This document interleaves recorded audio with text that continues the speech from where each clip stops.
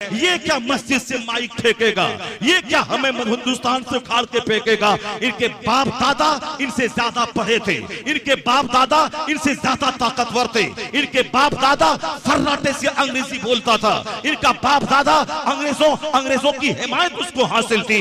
जिनका दादा मजबूत था, जिनका बाप ताकतवर था, जिनके पास इल्म भी था, जिनके पास फोर्स भी थी, जिनके पास ताकत भी थी, इन लुच्चों के पास ना इल्म है, इन लफंगों के पास ना अखलाक है, इन लफंगों के पास सिर्फ बकवास है। ये बकवास करके इस्लाम की बढ़ती हुई कश्ती को रोकना चाहता है। उनका काम ही है ये करते रहना। अगर मेरा वो बच्चा जो नर्वस हो रहा है, जो डिसअपॉइंटमेंट का शिकार हो रहा है, जो मायूसियत की कीचड़ में लथपथ हो रहा है, उसके लिए मेरा पैगाम है, तुम्हें डरना नहीं चाहिए इन लुच्चों लफंगों से, तुम्हें डरना चाहिए। तेरी मस्जिद अगर वीरान है, इससे तुमको डरना चाहिए। तेरा मदरसा उजड़ा हुआ है, इससे तुमको डरना चाहिए। नमाज फर्ज हुई थी 15 साल में, आज तेरी उम्र है 60 साल, तुम्हारे जिम्मे 35-40 साल की नमाज कज़ा है, इससे डरना चाहिए। तुम्हारा हज मुअख्खर हो रहा है, इससे डरना चाहिए। फिर तू ज़कात माल की कायदे से नहीं निकालता है, इससे डरना चाहिए। यानी अपनी बदअमली से डर,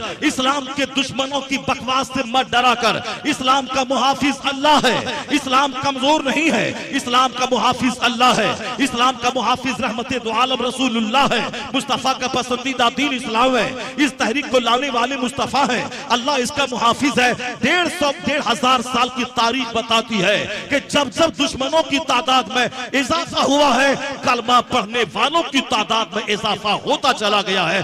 पहला दिन जिस दिन आपकी बीवी ने कलमा पढ़ा था, और आज का दिन 150 करोड़ मोहम्मदी फौज अपने नाम के साथ लफ्ज़ मोहम्मद को जोड़ के बताता है हम मुस्तफा के गुलाम है। कहां 150 करोड़। ये हालात बताते हैं कि तुम नर्वस होने की तुम्हें कोई जरूरत नहीं है। 1000 दुश्मनी बढ़ने दे, दुश्मनी बढ़ती जाएगी, ये 150 करोड़ 200 करोड़ की तादाद में बदलता चला जाएगा। दुश्मनी बढ़ती जाएगी, इस्लाम मजबूत होता चला जाएगा।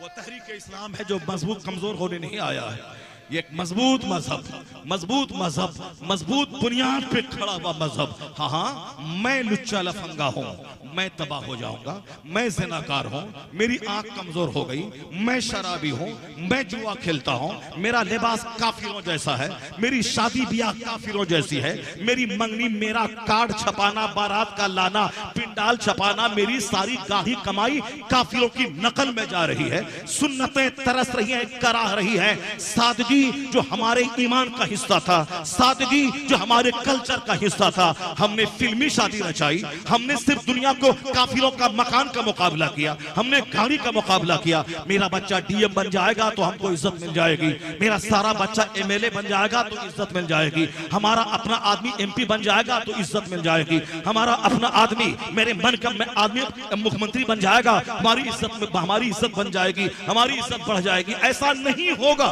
जिस हाल में हम हैं, न मेरे घर में इस्लाम है, न मेरे लिबास में इस्लाम है, न मेरी शक्ल सूरत में इस्लाम है, न मेरी शादी ब्याह में इस्लाम है, न अकीका खतना मंगनी में इस्लाम है, सिर्फ दिल में इस्लाम है। बज़ाहिर सारा काम काफिरों जैसा, यानी मेरी माँ बहनों का बेपर्दा फिरना, शादी के मौके पे बेपर्दगी का धमाल मचाना, इस कदर सज धज कर नंगे सर और नीम बरहाना होके जाना, जैसे कोई तवाइफ है सज धज कर कराहत के इंतजार में अपने कोठे से बाहर निकलती है। यही है इस्लाम, यही है फातिमा ज़हरा की सीरत। एक शख्स ने निकाब के खिलाफ कुछ बोला तो सारा हिंदुस्तान चिल्ला रहा है क्या नहीं निकाब पहन के मेरी बेटी जाएगी। एक बेटी निकाब पहन के गई, चिल्लाई तो सारा हिंदुस्तान सर उठा के कहता है वह शेरनी है, वह बहादुर है, वह ये है, वो है। एक बेटी के निकाब से तुझको क्या मिलेगा? एक तो टेम्पररी, वो तो ऑकेजनली, वो तो एक इत्तेफाकी अमर था जो ऐसा हो गया।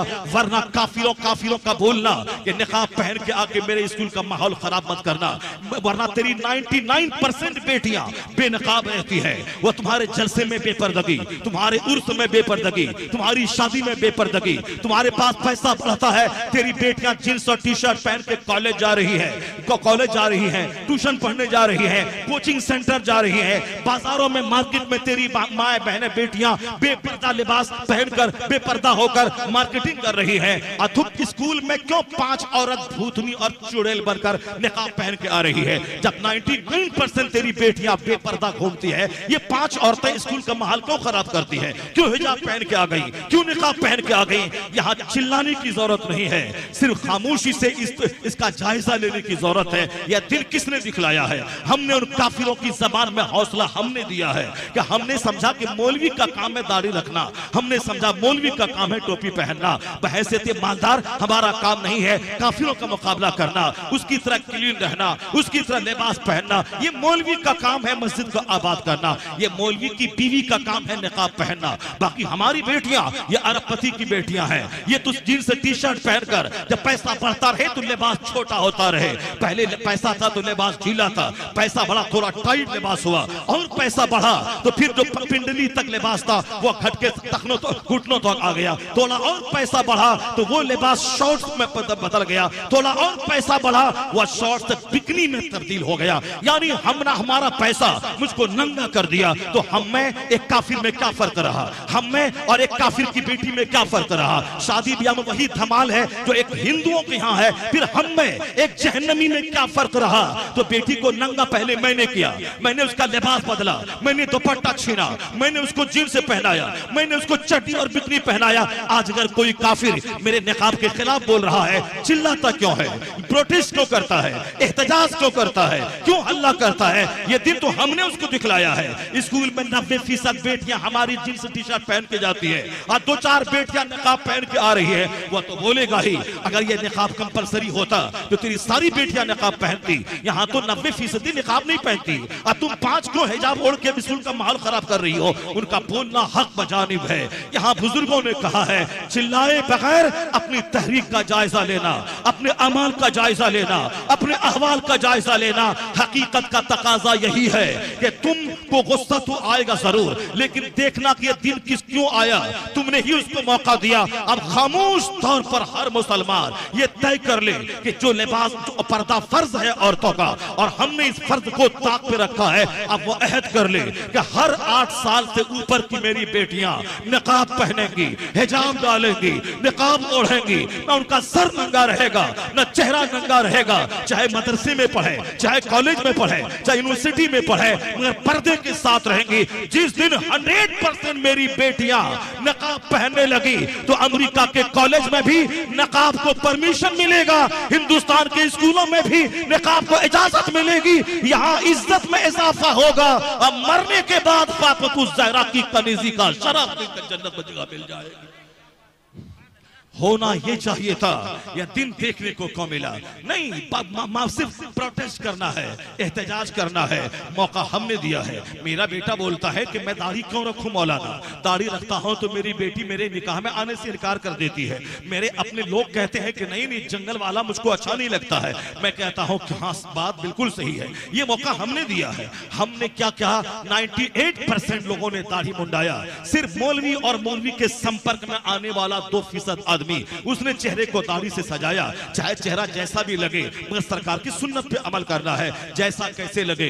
डॉक्टरों और तबीबों ने भी कहा है कि दाढ़ी रखने से ताकत में इजाफा होता है, दाढ़ी रखने से हुस्न में इजाफा होता है। दाढ़ी मुंडाने के नुकसानात स्किन डिजीज है, जल्दी अमराज है, सेक्सुअल फोर्स कमजोर हो जाती है। लगातार 7 नस्ल तक दाढ़ी मुंडाए तो 8वीं नस्ल नामर्दों और हिजड़ों की पैदा होगी। यानी मजहबी तौर पर भी दाढ़ी लाजमी है और जिस्मानी तौर पर फिजिकली तबीबों और डॉक्टरों के नजदीक ये दाढ़ी जरूरी है। अल्लाह ने औरतों को दाढ़ी नहीं दिया, मर्दों को दी है, क्योंकि औरतों के चेहरे पे दाढ़ी के बाल या उनकी जिस्मानी कमजोरी की दलील है, उनकी निस्वानियत खत्म हो जाती है। और मर्द की दाढ़ी मुंडाने का मतलब इनके नामर्द होने की दलील है, क्योंकि औरतों के चेहरे पे दाढ़ी के बाल नहीं है। अगर उगे वो औरत निस्वानियत की सिफत से आरी होती है।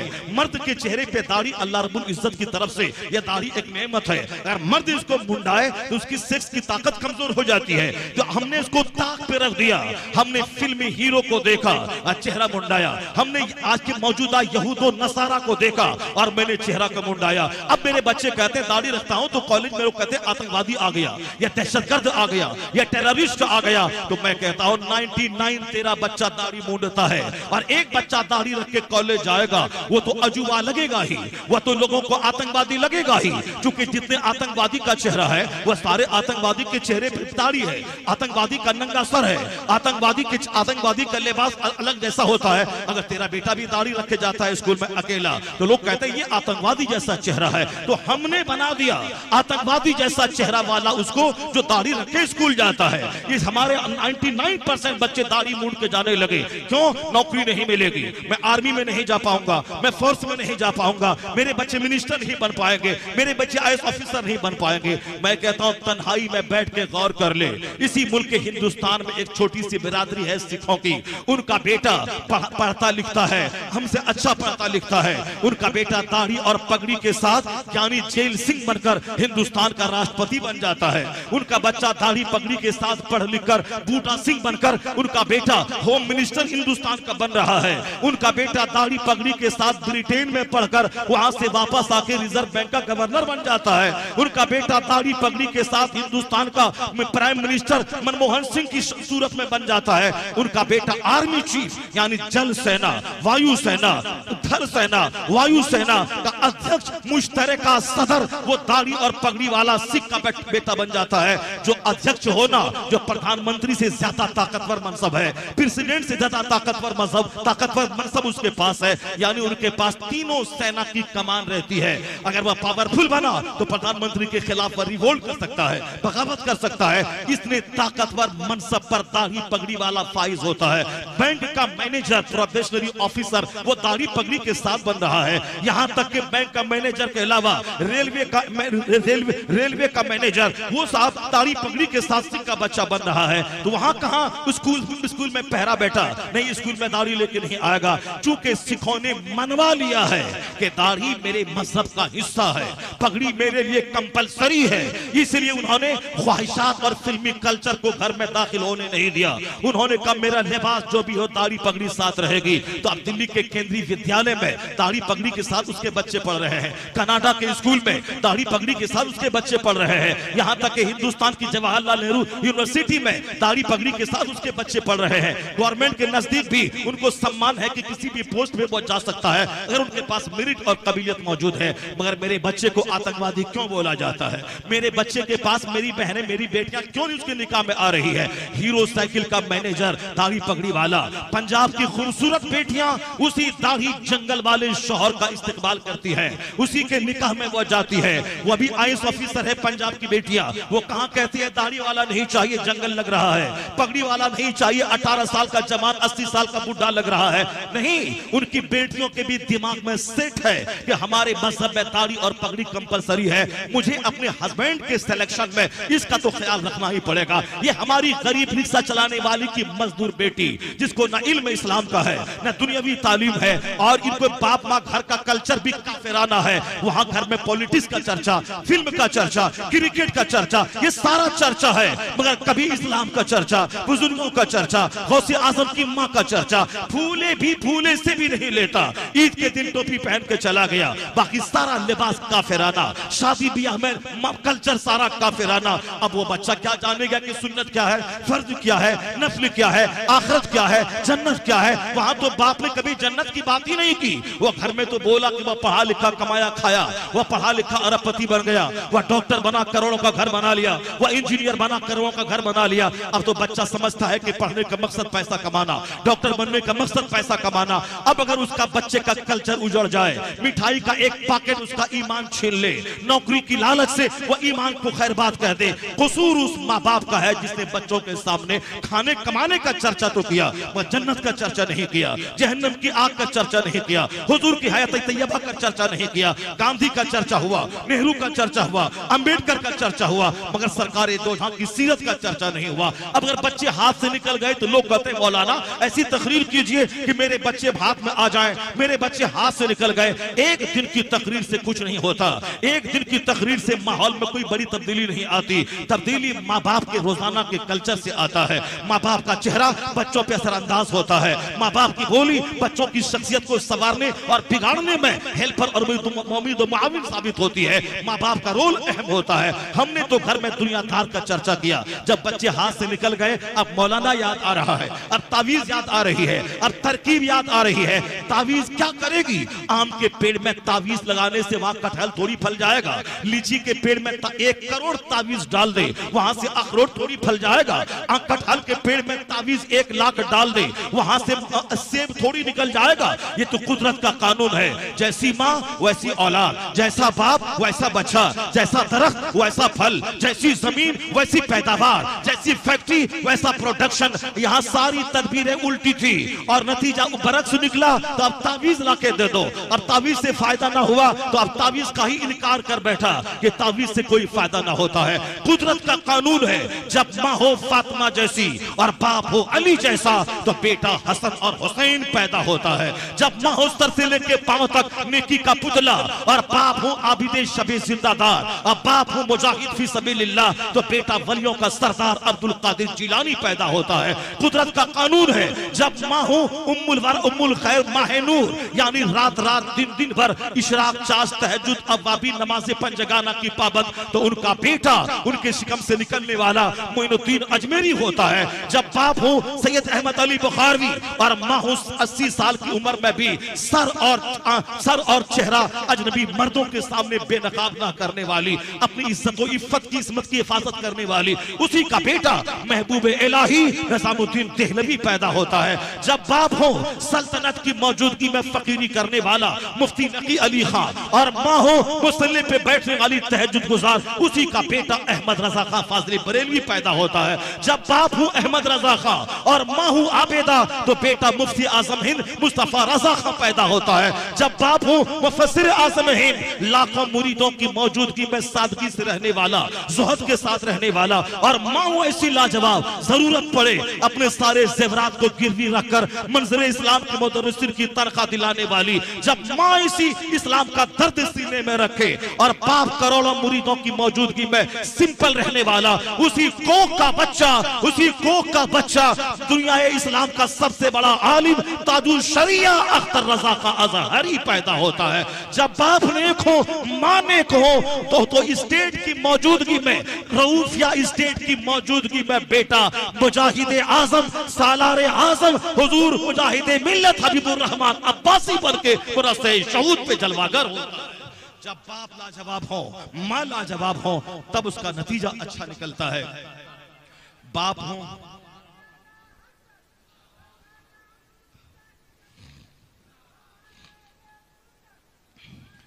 हो गुटखा खोर, बाप हो फिर सारी एनर्जी झोंक कर नमाज छोड़ने वाला, दुनिया के पीछे दिन रात पागल रहने वाला, बाप हो गुटखा खोर, बाप हो बेनमाजी, बाप हो जुआबाज, बाप हो शराबी, उनका बेटा हाथ से निकल जाए तो मौलाना से तावीज ले आओ, पीर साहब से तावीज ले आओ, नहीं होगा।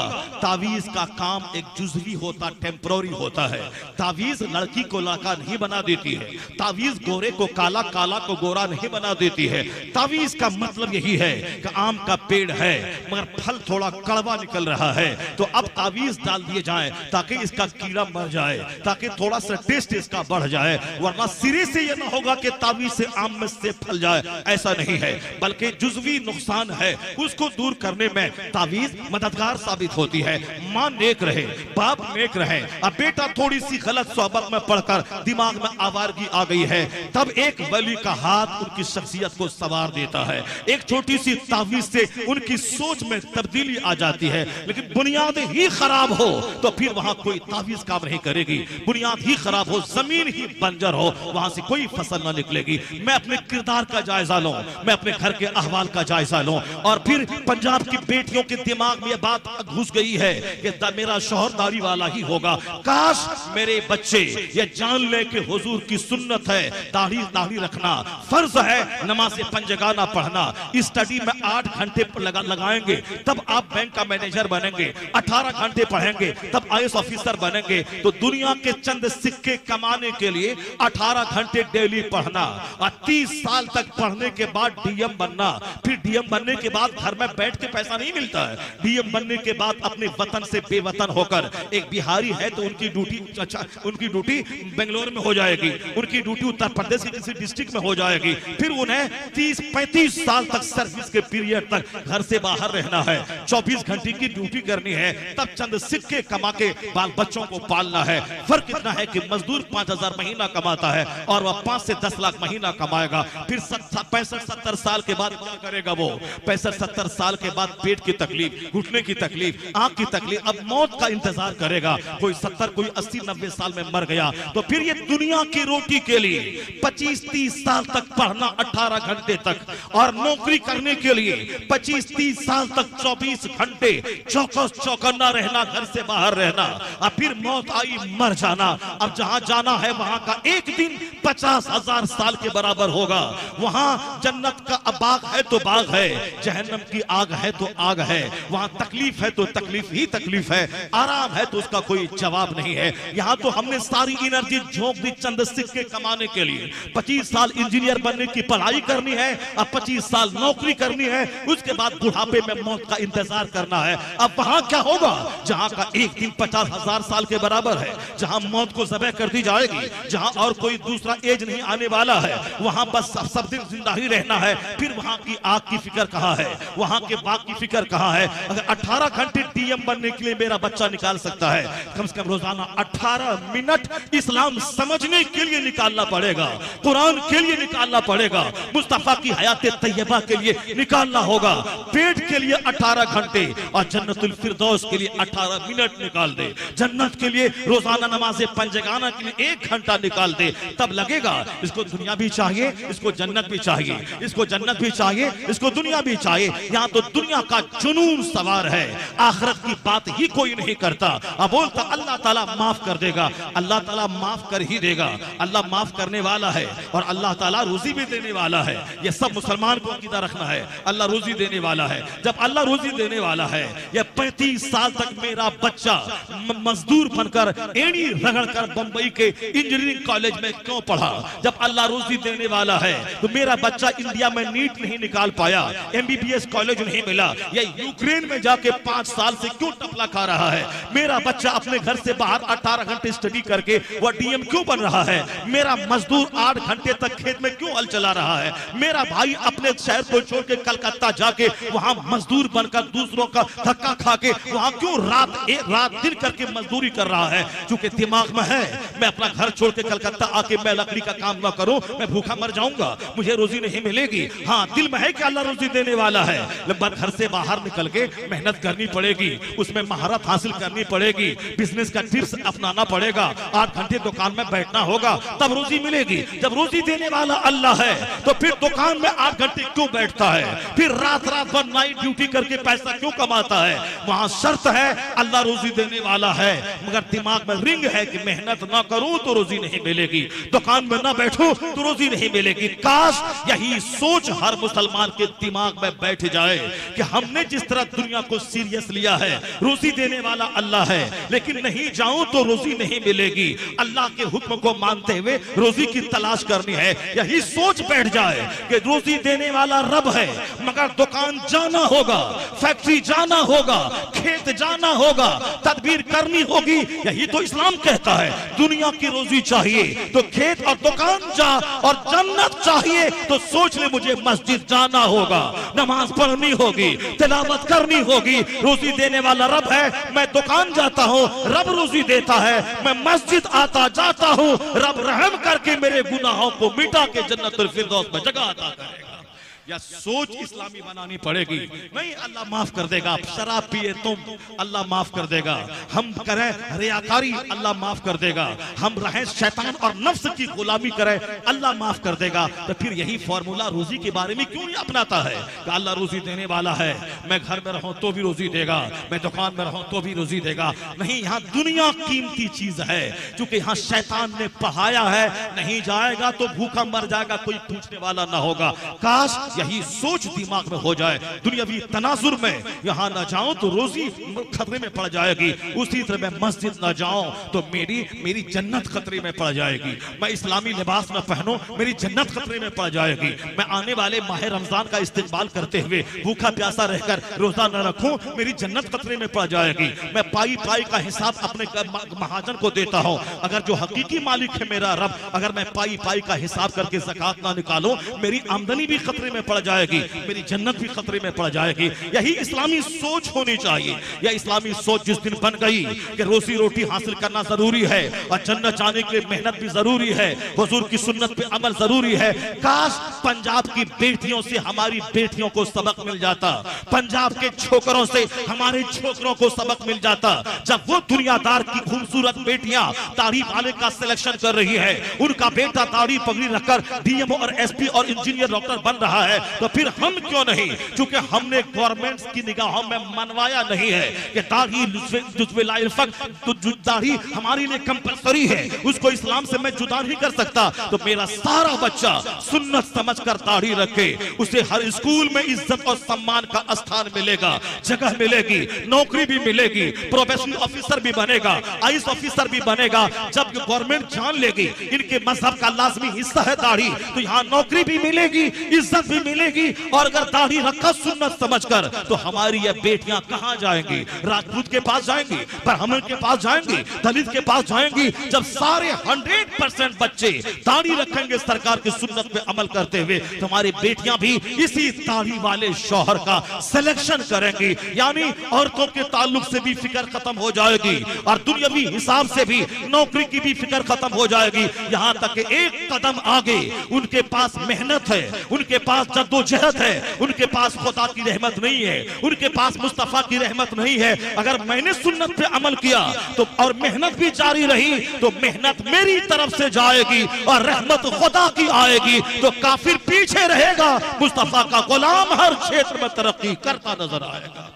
मेरे पास मेहनत भी नहीं है, मेरे पास सुन्नत भी नहीं है, जब खुदा की रहमतें भी रूठी हुई है, हिंदुस्तान की गवर्नमेंट भी रूठी हुई है, ऐसे में पेंडुलम की तरफ मैं झूल रहा हूं और ये काफिर मुझको सफ़े हस्ती से मिटाने की धमकियां दे रहा है। बकवास है जगह जगह पे, ये सोचा हुआ काम नहीं हो रहा है, मैं जो चाहता हूं नहीं हो रहा है। 1 करोड़ नहीं 40 करोड़ ने दुआएं की हिंदुस्तान में कि काश कुछ नक्शा रिजल्ट वहां का कोई दूसरा हो जाता।